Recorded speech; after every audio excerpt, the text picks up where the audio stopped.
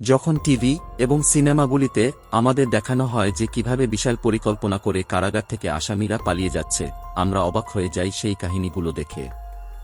কিন্তু বন্ধুরা, আমি আপনাদের বলবো এমন কিছু বন্দী আসামিদের কাহিনী যাদের কারাগার থেকে পালানোর ঘটনা ভালো সিনেমাগুলিকে হার মানায়। আর আজ আমরা আপনাদের এমন কিছু বুদ্ধিমান আসামির সাথে পরিচয় করিয়ে দিতে যাচ্ছি যাদের সম্পর্কে জেনে আপনি সম্পূর্ণভাবে হতবাক হয়ে যাবেন, কারণ এরা এমন কিছু মানুষ যাদের মন মানসিকতা সত্যিই ভয়ঙ্কর। তাহলে চলুন আজকের ভিডিওটি শুরু করি। হ্যাঁ, ভিডিওটি শেষ পর্যন্ত দেখুন, কারণ শেষে আপনি এমন একটি আসামির সম্পর্কে জানবেন যে 4টি ভিন্ন উপায়ে কারাগার থেকে বেরিয়ে আসতে সক্ষম হয়েছে।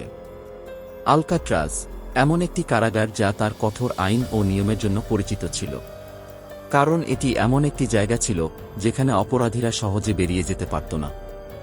এর সবচেয়ে বড় কারণ ছিল যে এই কারাগার এমন এক স্থানে ছিল না যেখানে সহজেই আসামিদের ধরা সম্ভব। সান ফ্রান্সিসকো, ক্যালিফোর্নিয়ার একটি দ্বীপে অবস্থিত ছিল জেলটি, যে কারণেই এই কারাগারটি খুব বিখ্যাত, যার থেকে কোনো বন্দী আসামি পালিয়ে যেতে পারত না। কিন্তু তারা বলে যে কখনো কখনো এমন কিছু ঘটে যা কেউই কল্পনা করতে পারে না। হ্যাঁ, কারণ একটি আসামি ছিল যে এই কাজটি করতে পেরেছিল, এবং সে ছিল আর কেউ নয় কিন্তু আমেরিকার একটি খুব বিখ্যাত অপরাধী ফ্র্যাঙ্ক মরিস।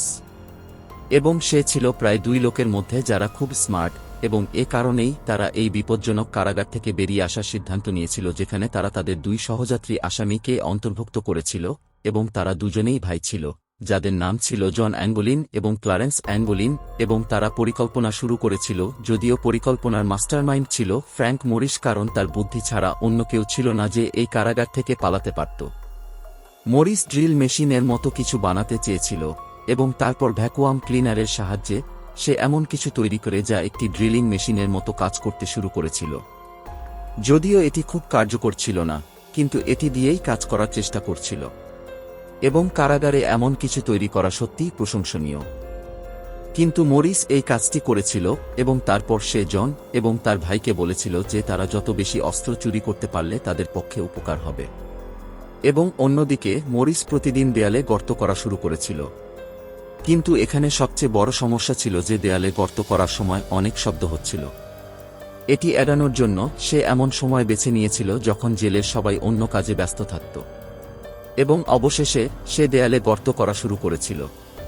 কিন্তু সে দেখেছিল যে দেয়াল ভেঙে যাচ্ছিল, এবং সেখানে গার্ডরা তাকে সন্দেহ করছিল।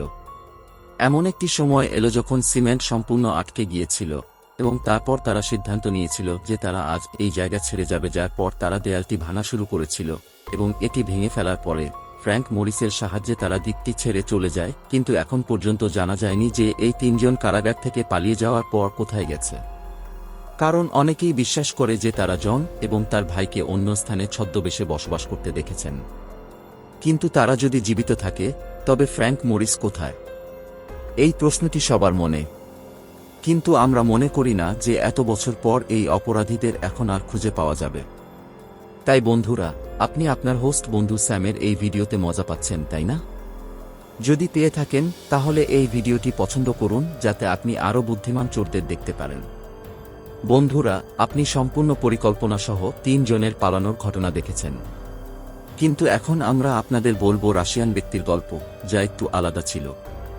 হ্যাঁ, রুস্তাম শাখারুদ্দিনভ নামে একজন ব্যক্তি, যে চুরির অভিযোগে কারাগারে ছিল। সে মাত্র 2-5 বছর বয়সী ছিল, কিন্তু তার মনের সাথে তার শরীরের কোনো মিল ছিল না, কারণ তার দেহ ছিল খুব পাতলা, তার মন তার বয়সের চেয়ে বেশি তীক্ষ্ণ ছিল। এখন আপনি ভাবুন কিভাবে কেউ তার সেলের খাবার সরবরাহ কলাম থেকে বেরিয়ে যেতে পারে, কারণ এটি শুধুমাত্র খাওয়ানোর জন্য তৈরি হয়েছিল।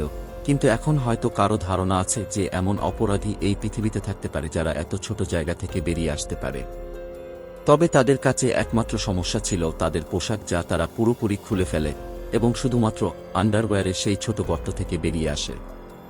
বাইরে বেরিয়ে তারা তাদের সমস্ত পোশাক পরে এবং স্টাইলিশ হাঁটায় বাইরে হাঁটতে শুরু করে, যেন তারা কিছুই করেনি। যদি একজন ব্যক্তির দেহে নমনীয়তা থাকে, তবে সে এমন কাজ করতে এগিয়ে থাকে যেমন সে গতকাল করেছিল।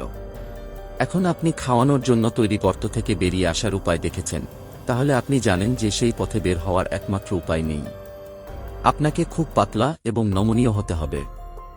আপনি যোগ ব্যায়ামের মাধ্যমে এমন কাজ করতে পারেন। হ্যাঁ, উত্তর কোরিয়ার একটি জেলে যোগশিক্ষক চুরি গ্যাপবুককে চুরির জন্য গ্রেফতার করা হয়েছিল।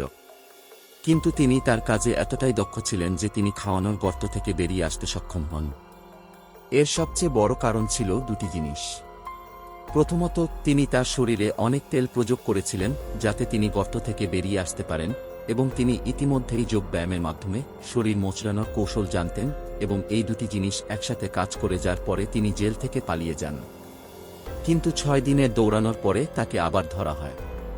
কিন্তু বন্ধুরা, যাই বলুন, জেল থেকে পালানোর এই উপায়টি একটি খুব ভালো পরীক্ষা ছিল।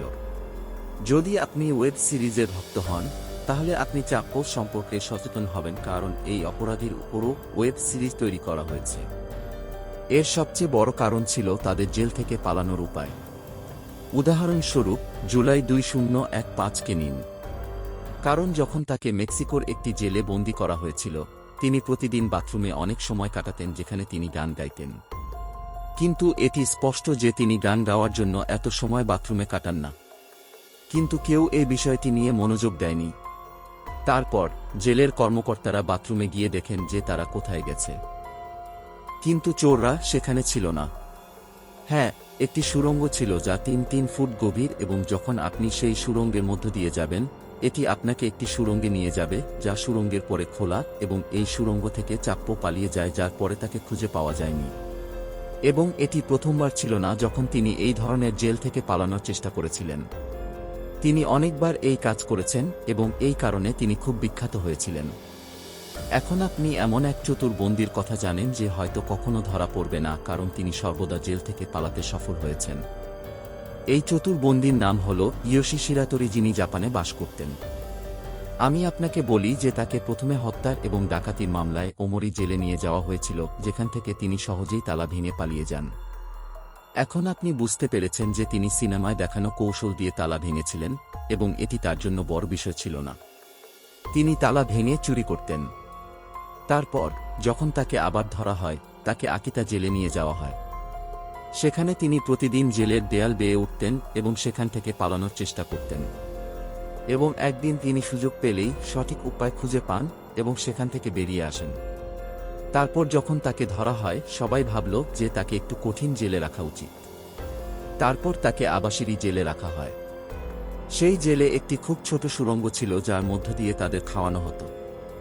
আপনি বিশ্বাস করবেন না, তিনি এমন ছোট জায়গা থেকেও বেরিয়ে আসেন যার জন্য তিনি তার হাতটি স্থানচ্যুত করেন। এখন আপনি বুঝতে পারেন যে তিনি কতটা বুদ্ধিমান ছিলেন। কিন্তু বন্ধুরা, তিনি আবার ধরা পড়েন ভাগ্যের কারণে, এবং এবার তাকে সাপ্পোরো জেলে বন্ধ করে দেওয়া হয়, যেখানে তার কক্ষে বাইরে 6 জন লোক ছিল যারা সবসময় তার উপর নজর রাখতেন। কিন্তু এই ভদ্রলোক তাদের চেয়ে 10 হাত এগিয়ে ছিলেন, কারণ তার কক্ষে সম্পূর্ণ নিষেধাজ্ঞা ছিল। কিন্তু জমি খুবই দুর্বল ছিল, তাই সুযোগ পেলেই তারা জমি খোঁড়া শুরু করে। তাই তারা জমি খুঁড়ে একটি পথ তৈরি করে এবং সেখান থেকে পালিয়ে যায়। যদিও সময় লেগেছিল, কিন্তু তারা পালিয়ে যায়। বন্ধুরা, কমেন্ট করতে এবং আমাদের জানাতে ভুলবেন না কোনটি আপনার সবচেয়ে ভালো লেগেছে জেল থেকে পালানোর উপায়। এবং এই ধরনের মজার ভিডিও দেখার জন্য আমাদের চ্যানেলটি লাইক, শেয়ার এবং সাবস্ক্রাইব করুন। ধন্যবাদ।